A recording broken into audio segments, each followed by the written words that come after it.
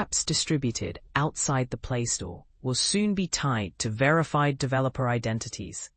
Google is tightening its rules around sideloaded apps. Starting in 2026, Android will require all apps on certified devices, whether from third-party app stores or direct downloads, to come from verified developers. The Android Developers blog, https://androiddevelopers.googleblog.com 2025-08 Elevating Android Security.html, says the move is meant to curb malware and scams that often hit users who install apps outside Google Play. A key upgrade under the hood.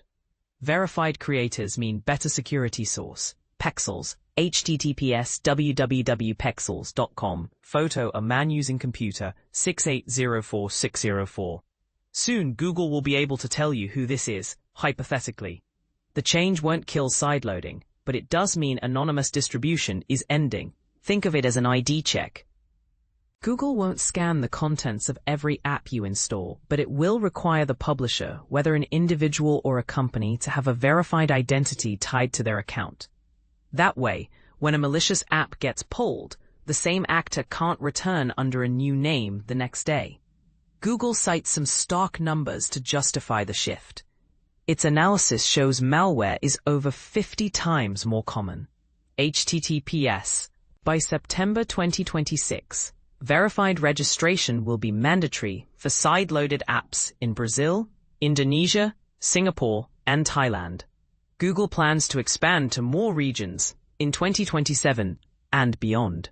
For developers, little changes if you already publish through Google Play, since you're verified through Play Console. But if you distribute apps independently, you'll need to register through a new Android developer console built for non-Play developers.